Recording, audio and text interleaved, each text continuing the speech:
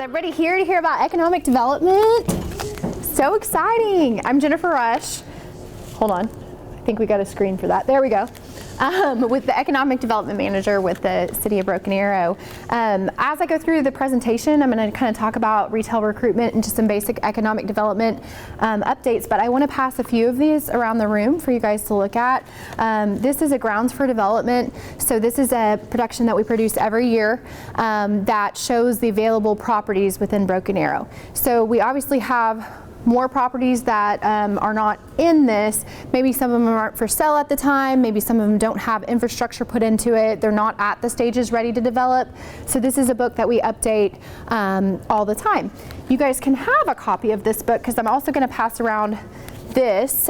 This is what I give to a lot of developers. Maybe they don't want to carry around this big book. So this has a QR code which takes you to the digital version.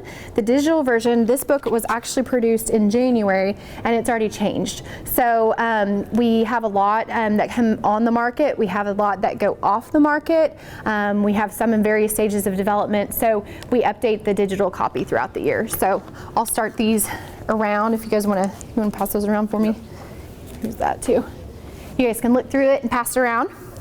And I'm really bad about using PowerPoint, so I apologize right now because I'm gonna have to look up and see what we're talking about. So retail recruitment, I got into economic development about 5 or 6 years ago, and really like networking with people, really like talking to people, and I thought that that's what retail recruitment was. I thought that you go out to the retailers, you go out to the developers and tell them how great your city was, and I learned very quickly from certain people in the industry that kind of mentored me. Honestly, it comes down to dollars and cents, and they don't care how great Broken Arrow is, especially if they're not from the area. It's all a financial decision, and there's many determining factors that could play into that.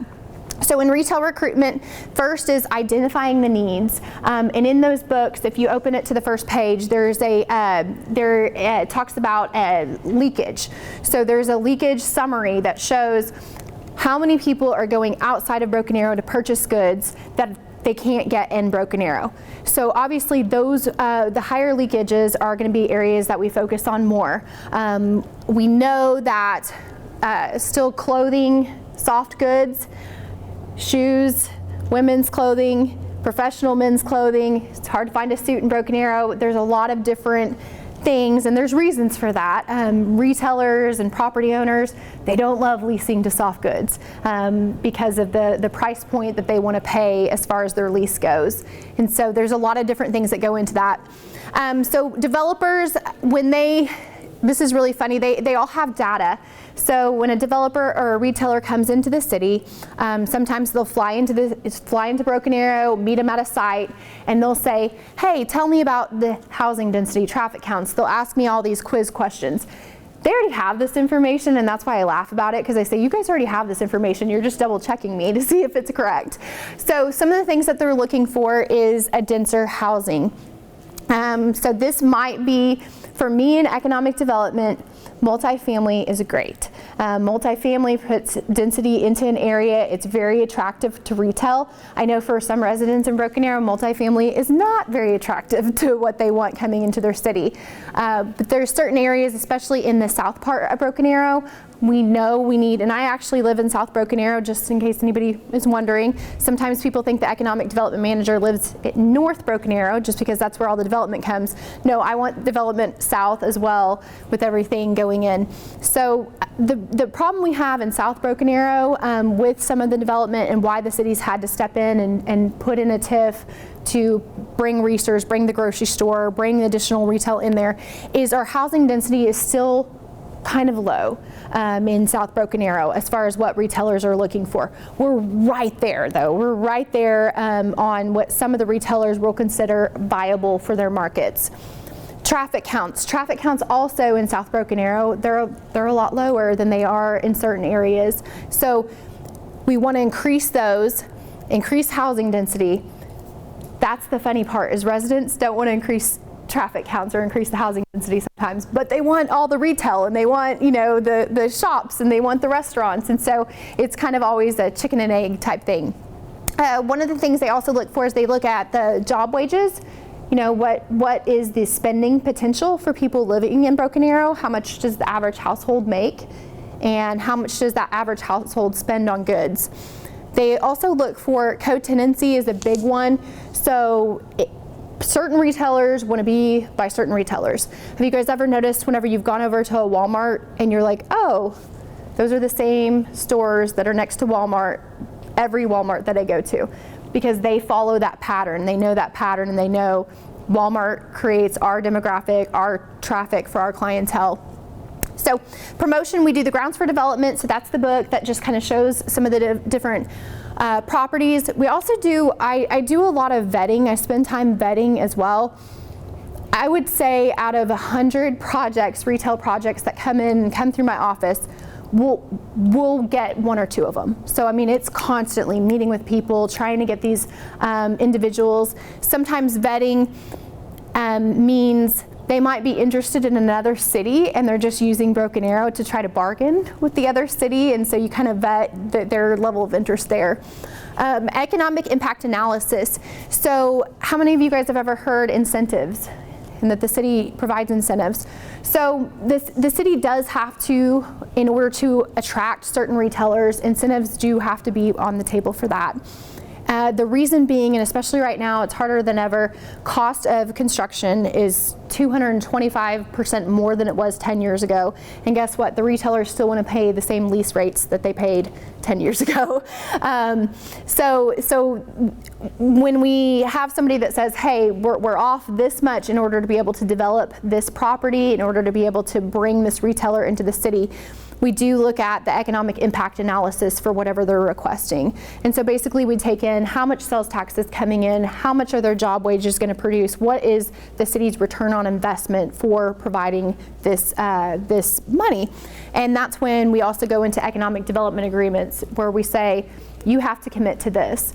One of the economic development agreements that we have, I don't know if you guys are familiar with it, is flight safety. Did you know that was an economic development agreement? So flight safety was 10 years ago, they were going to leave Broken Arrow. Their largest employment in Broken Arrow. So they're going to take 500 jobs and move them out of Broken Arrow because they needed another location. So city had this land, and we said, let's put an agreement together. And so that land, based on that agreement, that land was given, they were able to build it. They had a requirement for 10 years. You have to keep this minimum level of employment because that is perfect for taxpayers. Your money is going into it. We want to make sure they're actually providing what they committed to doing. And there was clawbacks in that if the employment levels dropped below a certain percentage, they had to pay back a portion to the city as well. So we always try to look at those type of things. Confidentiality, that is a big one. So working in retail and working in economic development, we always say, you know, loose lips sink ships. One of the other retailers will tell me, he said, if you're willing to whisper something in the room, you might as well get on the table and yell it across the entire room. Retailers, developers, and those looking at doing projects in Broken Arrow, they're really looking to for somebody that's confidential about what they're coming into. It's different. It's not that we're trying to not be transparent with what's going on, and that's where economic development agreements are very transparent with the public. They go through. It's just that a project, like I said, out of 100 projects that I work with, like on a weekly basis, 1 or 2 might come through. So if we start talking about this retailer is coming to Broken Arrow and everybody starts saying it, and guess what, they don't, because they're also looking in another area, we could also lose our credibility with those people as well. So the economic development process is probably one of the most frustrating processes for somebody that works in economic development because there's a lot that you don't know as the general public. So the timeline varies greatly. So the Aldi's had 121st and Elm. Who's familiar with that Aldi's, the new Aldi's? It's great. If you haven't been in it, it's amazing. I love it. That Aldi's was a 7-year project with the city. So I've been with the city for 2 years. So that started before my time with Norm Stevens, who was economic development manager. So one of the comments that we've seen is, you know, that all these are, you know, got opened faster than the new Reesers. that Aldi's has been in development for 7 years. That's been a 7-year conversation. Research has been 2, so we still have some more time. But it varies greatly. So it depends too, is there a current structure or is it new development? New development takes a very long time. There's a lot that goes into that with the engineering of a project, with the putting in the infrastructure. So there's a lot of different factors. By the time when you work in economic development, by the time something opens, you're kind of tired of working with it, personally. Like, everybody's like, aren't you excited that that's opening? And I'm like, no, that's been a 5-year project. I'm ready to check it off the list. But it's exciting to the public, and it's the first that they find out about it, so it's great. This, I know you can't see this, but I put this up here just to kind of talk as an example. So my team, and I'll introduce my team later on the slide, my team is called the TED team, and so we're Tourism and Economic Development. We work for the city. We also have the Broken Arrow Economic Development Corporation. That is a separate entity, not city staff.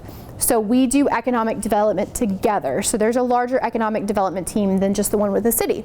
Over on this side, this is the BAEDC, where the Broken Arrow Economic Development Corporation functions. Then on the other side, that's the city's functions. And if you can see, there's a little Venn diagram where some of those functions cross over. So looking at this, I mean, the first thing that you can notice is this is a lot of stuff on this paper that people do. So the best way to describe what the Broken Arrow Economic Development Corporation does is their primary role is jobs. Recruitment of jobs, expanding current companies, creating additional work opportunities, creating workforce, so bringing the people in to work at these companies. And so that's kind of, to sum up everything that they do, that is their role. They also do research. So research, I get a lot of requests from companies. One of the ones I just got, I'll tell you, I honestly don't know what company it is looking for it, but they wanted to know the sales tax rates of the Walmarts in Broken Arrow compared to the sales tax revenue produced from the Walmarts in Tulsa. I can't look up that information. I can't go back and look at the information. It's illegal. We have state statutes in place that I can't tell what a certain retailer is, their sales tax they're producing. And so we have the Economic Development Corporation, who has other resources and other things that they can look up to find that information for people. Sometimes it will go, it'll be a research request of how many coffee shops are within the area, and they want a map or something put together. And so my team, along with the EDC, creates additional marketing to try to recruit these companies here. So city's functions, our main function is going to be tourism and retail recruitment. And so with that, providing a lot of resources for companies to consider. When companies get to the point where they're looking at expanding and opening up another location, so maybe it's a gas station, maybe it's a clothing store, they have something called real estate committee. So it passes several different levels before it gets to the real estate committee. Then the real estate committee has all the different, maybe they're looking at 50 spots all across the US. It has all the information of where is our next location going to go, and it really comes down to dollars and cents. So if their location's going to do better in San Diego than it's going to do in Broken Arrow, that's what they look at. The great thing that we have for Broken Arrow is we still have a lot cheaper land. We have a great quality of life and great cost of living here too. So we beat out, that's also included in some of this stuff. Okay, so this is just, kind of tells you a little bit more about what we do. So we work with economic development agreements, we do land and contract negotiations, and really focusing on, my biggest thing is just focusing on retailers that might not be here, and just at least introducing them to Broken Arrow and putting Broken Arrow in the forethought of their mind for when they get ready to make another selection. Okay, let's talk about the challenges, and we'll wrap it up with all the good things. I used to be in education, so we'll start with the bad and then we'll go back to the good. So here's some of the challenges facing Broken Arrow, and part of these challenges are the result of the success that Broken Arrow has had as a growing community. So there's lack of existing built inventory. So I'll have people call me and say, hey, I'm looking for a retail site, I'm looking for 10,000 square feet. I said no before they even stop. Like, you're gonna have to build it. We have a very lack of existing inventory that is currently built and already developed out. Those already existing buildings are going to be a lot cheaper when it comes to land, or when it comes to the lease, compared to those you have to build, because as I mentioned, cost of construction is a lot higher, so they're going to have to charge more. Some people might say, oh, well, Jennifer, you know, we have a building, you know, I've seen this building, I've seen this building. If you've seen it sitting for a while, there's probably issues with it. And it probably costs more to try to renovate it than it would just to build another one. So those are some of those issues. So cannibalization with existing area retailers. This is a big struggle, and this is something that I work with retailers to try to tell them it's not the same thing. People that live in Broken Arrow, they want to stay in Broken Arrow, they want to shop in Broken Arrow, that's what I want to do. I want to get everything that I need in Broken Arrow. So sometimes retailers will go, oh, but we have this location down 71st, and I'm like, yeah, that's Tulsa. Broken Arrow's not driving to 71st Memorial. Like, we want it here. And so they have a percentage that they know, okay, if we open this store in Broken Arrow, this store at 71st Memorial is going to lose 12% of their sales. I mean, they have all the math put together. That is one of the challenges that we face, and the only way to get over that challenge is to continue bringing housing our way, to continue bringing more traffic our way, and for people to shop in Broken Arrow. Let me tell you that this is there's software, it's Big Brother software, that can show this is how many people went from this store to this store to this store. So they see those shopping patterns. Typically what they see is 71st Kenosha area. People that shop at Tulsa Hills also shop at 71st and Memorial are also now coming over to Hillside and shopping on Kenosha and Lynn Lane over in that area. So that is the growth. So some of the things that we're seeing over at Tulsa Hills and Memorial, we're going to start seeing in Broken Arrow as well, because they see that that is the traffic pattern for people in our area. So we talked about need for dense housing. We have growth pains, you know, especially if you've lived in here in Broken Arrow for a long time. You're like, this used to be a sleepy community, and now it's just getting so big, and it's not the Broken Arrow that I knew, and there's more traffic. And you know, I just don't want any more people coming into our city. But guess what? They're coming. And that is one of the problems of the success of Broken Arrow. Is Broken Arrow has been a quality community, and with the schools, with you know, the work that the city's done, with just the people that live here, have attracted more people that want to be a part of it. So we have some growth pains. Vehicular congestion stemming from growth, we know that that is one of those things that comes as well. Maintaining the health and safety as the population grows. I mean, that's one of the challenges, you know, because Broken Arrow, it's that small, big town community, and we want it to stay that way. We want the crime rate to stay down.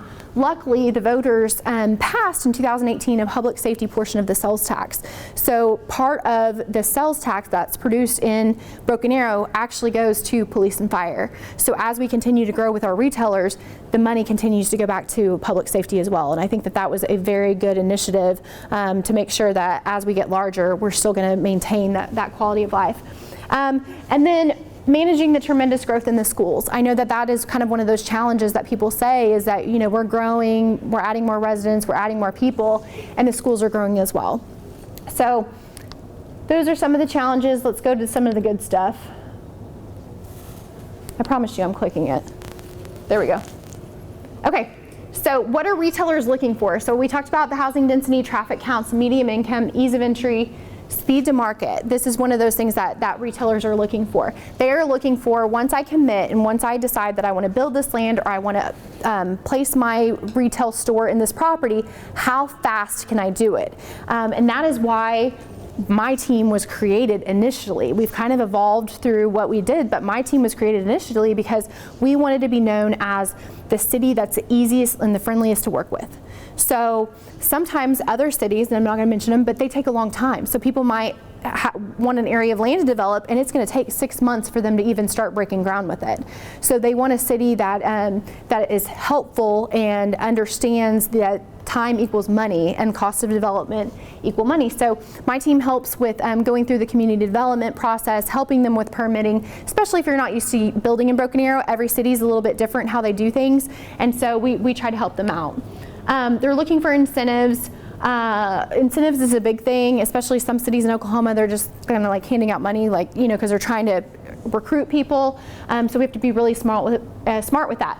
Smaller footprint. This is one of those big things that I want to tell you. So the pandemic, one of the things that came out of it is retailers they're shrinking their overhead. So buildings that used to be 90,000, 100,000 square feet, these big box stores are now 25, 35.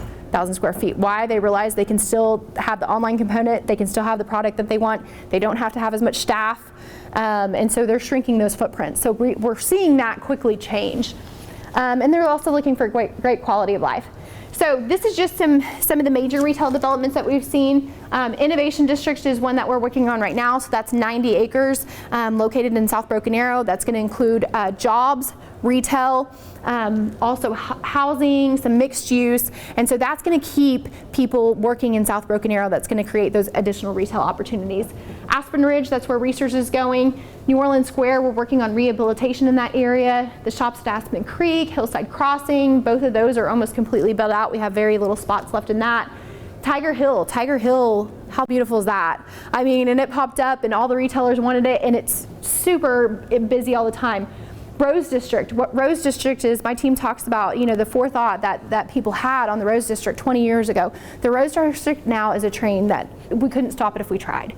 Everybody wants to be in the Rose District. They want to be part of the downtown urban community. They love the quality, and there's a lot of redevelopments going on still in the Rose District.